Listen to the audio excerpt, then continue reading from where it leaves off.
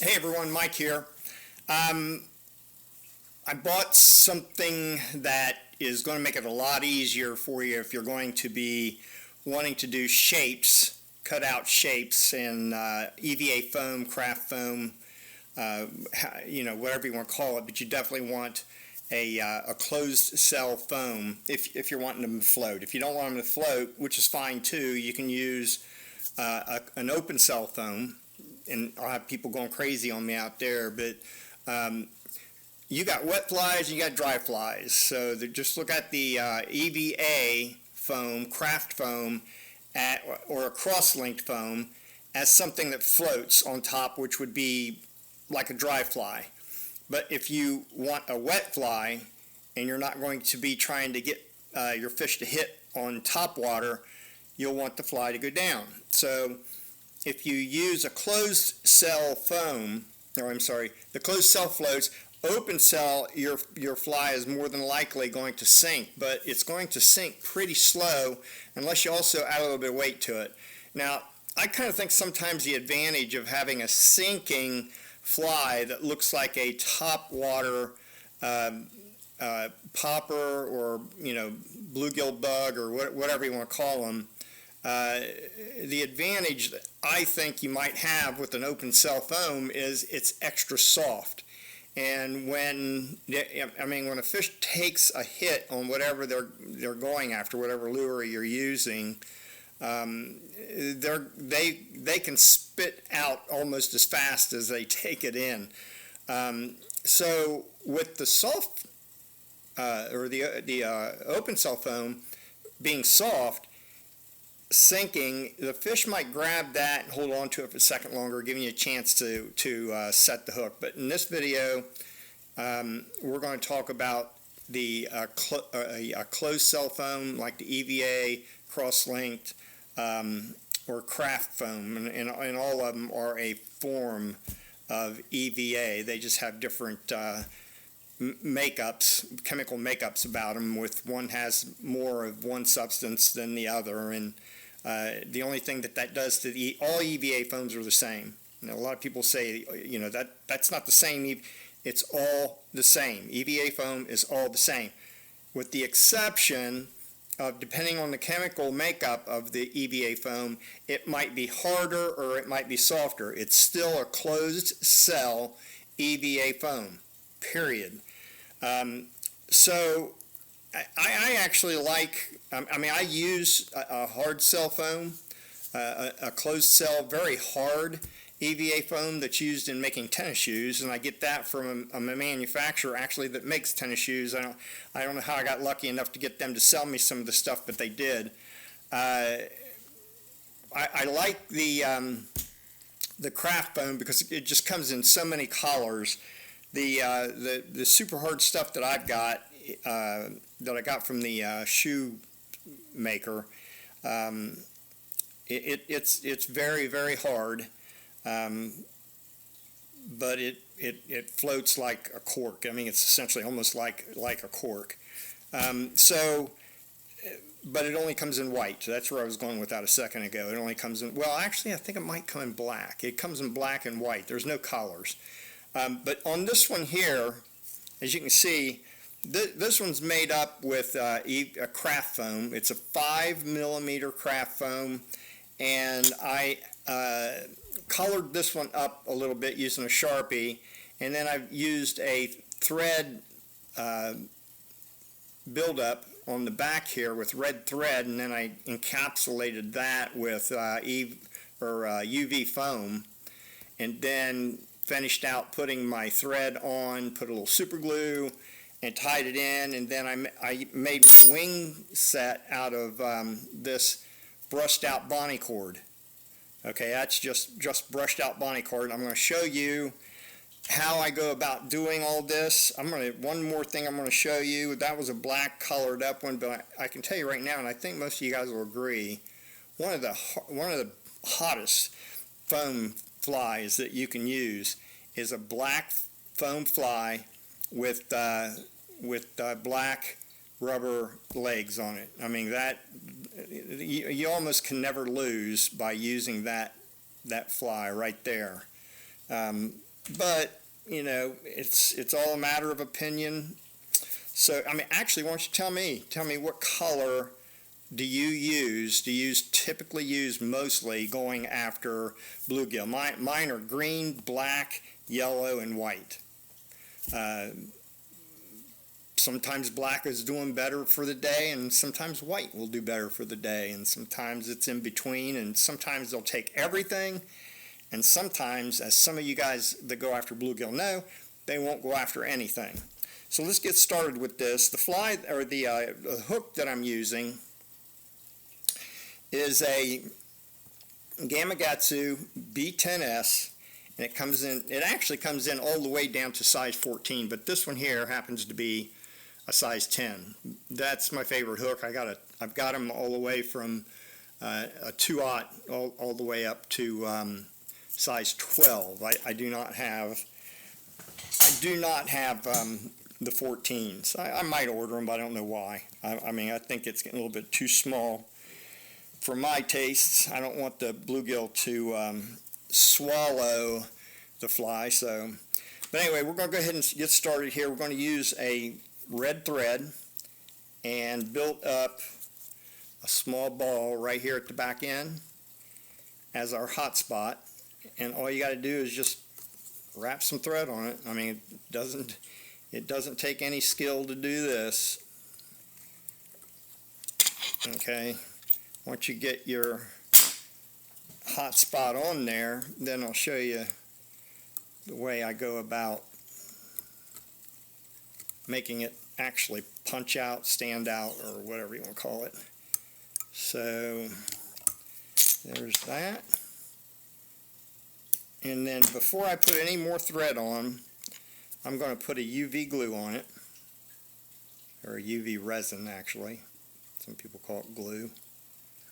It can be a glue, but it's a resin.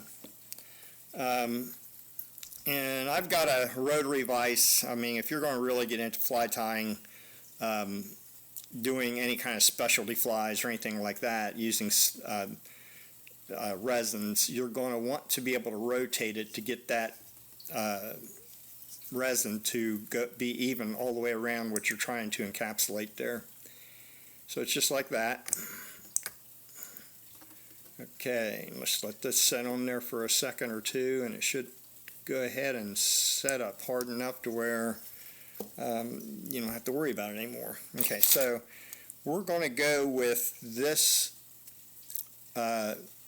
piece of foam here. It was a 3mm yellow and a 1mm light brown, but I wanted to do it in a 5mm yellow, but I didn't have any, so I had to laminate.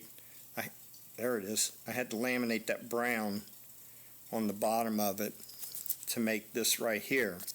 So what I'm going to do is show you real quick how I cut these shapes out, and that's by setting that pad that I made down, and then use this cutter here, and it came in a set, and then I made a piece that will makes it easier to push down on it. Once you push down and kind of roll it around a little bit to make sure the cutter is cutting all the way around the perimeter, and it'll look like that. Let's get up here. It'll look like that right there. So you go ahead and pull it out. Look at that. Push it out, and you got yourself a body. All right.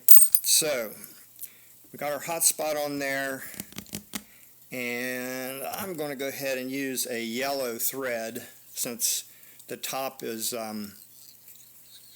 mostly yellow and it's got that darker brown, but the yellow kind of will help accent it, I think, a little bit. So there's no real right or wrong way when it comes to building your bluegill flies. This is not an absolute. It never is, never has been. It's just been a way, and you just go about your way. Okay, so you put a little thread base down just like that, and then I take some super glue and hit the threads on the top only. You don't have to go all the way around. And the only reason why I'm doing that is to get the foam to stick to the hook better and stay in place. And then I'll just give it a couple of light wraps, pull down, and then finish it up. And that's really just about it. I mean, in all honesty, you could fish this thing just like this. I mean, you really don't have to put the wings on it if you don't want to. You could take this out and it will, I'm putting some super glue on the threads back here. I'm going to whip finish it. I mean, that's it really, it's done.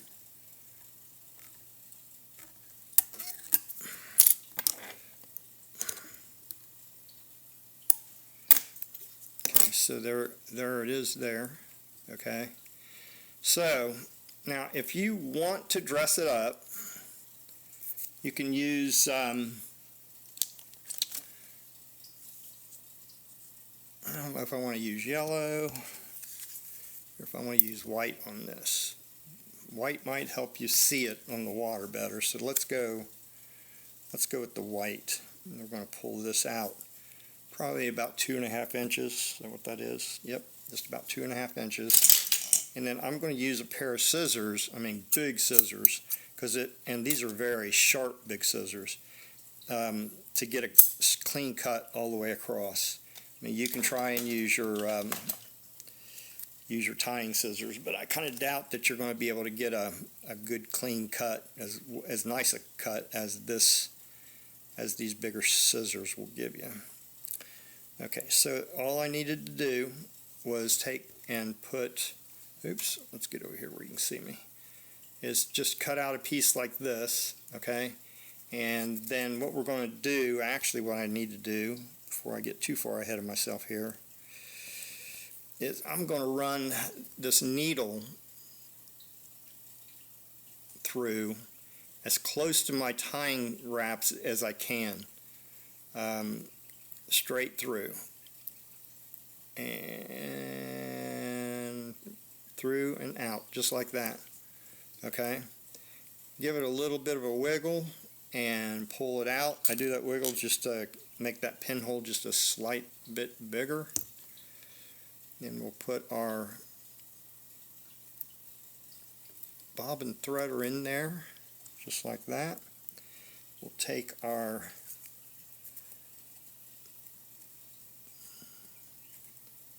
brushed out bonnie cord and stick it in there, just like that, and then pull it. Oops, darn it. I'm going to have to give a little cut on that to make it. There. Have it cut straight across there. Push it through. And get it between that wire. Pinch it so it doesn't come out again. And then it's going to be looking like that. And then you just hold it on the opposite side and pull it through carefully. Just like that. Okay. Now you probably don't have to go and do too much more than what I just did there, but to make sure this locks into place, I'll take a little bit of super glue and pull back on one side and pull back on the other side, and do the same thing over on the opposite side. That'll help lock this bonnie cord in. Now that's a little bit big. You don't really want to do that. So what we're going to do is I'm going to use my big scissors again, because I'm telling you these things really work well. And go out about 1/4 of an inch, a little more maybe. Clip. 1/4 of an inch. And clip. Okay, and then you end up with that. That'll help you spot your fly on top of the water a lot better. Now this, what will happen is when you cast this, after it's wet, you might wet your fly before you start casting it, is if you wet it, when you cast, the wet fibers are going to flow back like that, okay?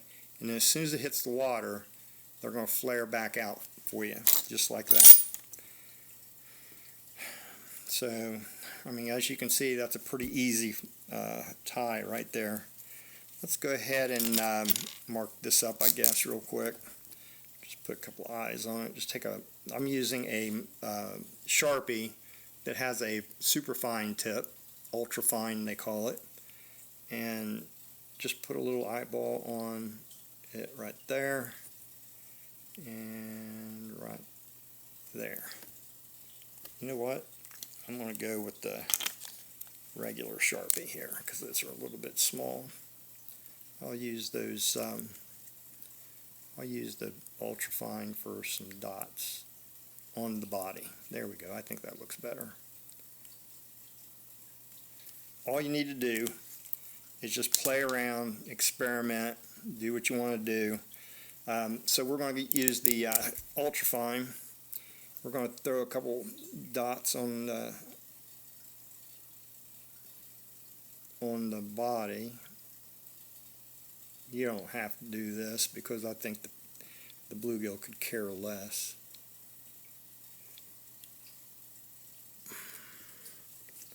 There we go. That right there, my friends, is going to be a dynamite little bug to throw at the bluegill at this lake I go to in southern Ohio called Lake Catherine. And I catch some really nice bluegill. As you can see, I'll put a couple pictures up real quick. And these bluegill can be tanks. I've caught bluegill down there. This is a long time before the cameras and social media and all that crap was around. I mean, I'm 70 years old now, and I've been fly fishing since I was 9, so 61 years of fly fishing. I think I know what I'm doing. Some people would say, no, I don't care, I have fun. That's what it's about for me, is having fun. If you like this video, please consider to like it and subscribe. Consider sharing it, but if you share it on social media, make sure that you don't share it to a group that does not give you permission to share anything other than your own material. I have a few groups and I don't allow that. I don't allow people to just go, hey, that's a really cool fly, I'm going to put it in the group. Well, you know, that's kind of fine, but if everybody wants to start doing that, then our feeds in these groups get flooded with stuff that is not fair to the membership, to the actual membership.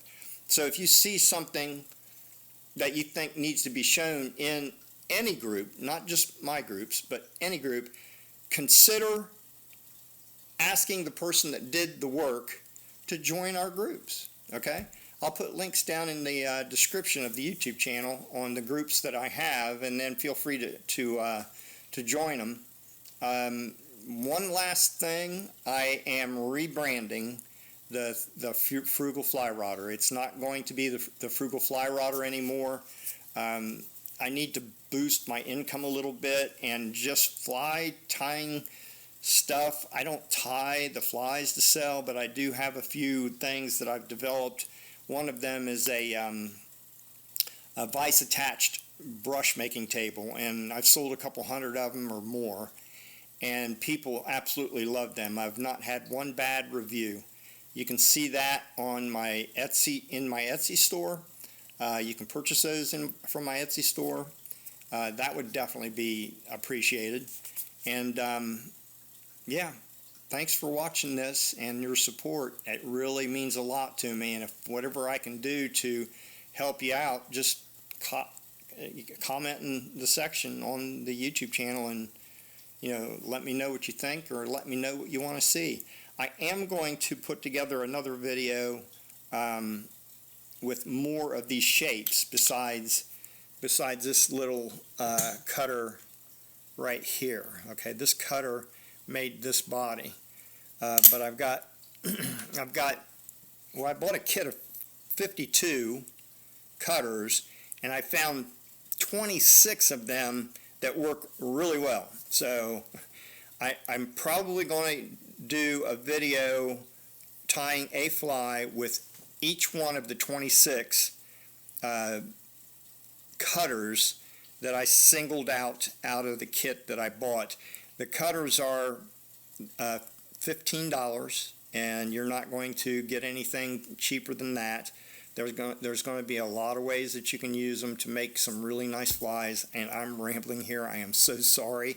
I'm going to let you go with this one, and I will be doing a video soon on why the rebranding, and a little bit more in depth on the rebranding. Until the next video, I hope to see you there.